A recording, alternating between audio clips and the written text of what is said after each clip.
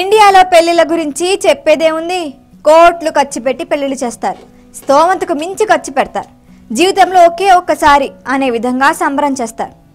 ఇక తెలంగాణలో పెళ్ళంటే ధూమ్ధామ్ ఉండాల్సిందే. ఏ వీధిలో పెళ్ళైతే ఆ వీధి రోడ్డు బ్లాక్, రోడ్లపైనే షామియానా వేస్తారు, వంటలు చేస్తారు. ఇక బారాత్ అనేది కామన్.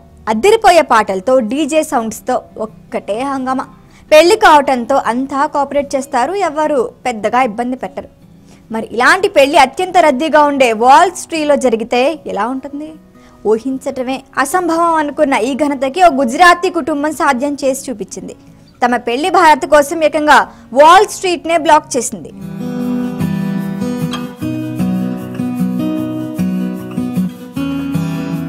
వాల్ స్ట్రీట్, దీని గురించి ప్రత్యేకంగా పరిచయం అక్కర్లేదు.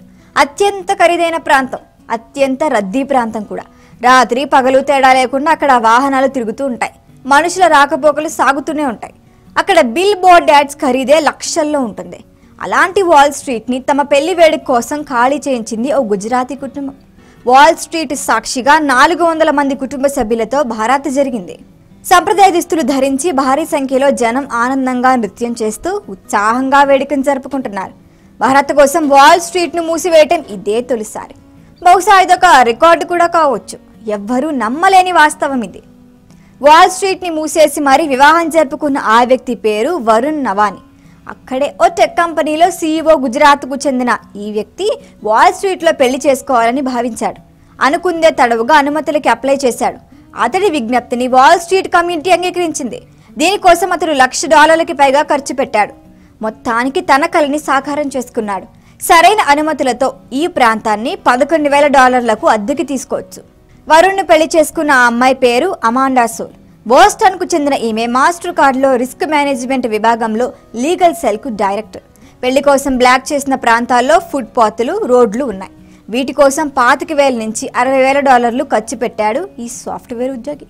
మొత్తంగా 25 అనుమతులు తీసుకున్నాడు. అలా అనుమతులన్నీ వచ్చిన తర్వాత ఆహుతులంతా ఆనందంగా ముస్తాబయ్యారు. వాహనాలు రెడీ చేశారు, డీజే సిద్ధం చేశారు.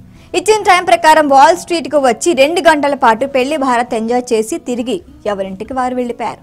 జీవితంలో మర్చిపోలేని మధురానుభూతిని సొంతం చేసుకున్నారు. ఈ విలాసవంతమైన కార్యక్రమం భారతదేశం నుంచి మాత్రమే కాకుండా న్యూయార్క్ నివాసితుల దృష్టిని కూడా ఆకర్షించింది. ఇలా కూడా పెళ్లి చేసుకోవచ్చని చాలా మందికి తెలిసొచ్చింది.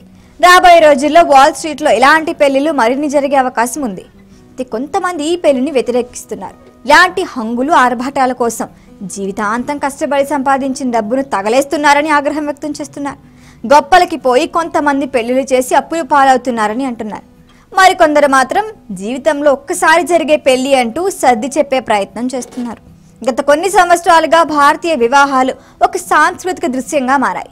దీపికా పదుకొనే, రణ్వీర్ సింగ్, అనుష్క శర్మ, విరాట్ కోహ్లీ, కియారా అద్వానీ, సిద్ధార్థ్ మల్హోత్రా, రాధికా మర్చెంట్, అనంత్ అంబానీ వంటి ప్రముఖులు ఆర్భాటంగా పెళ్లిళ్ళు చేసుకొని ట్రెండ్ సృష్టించారు.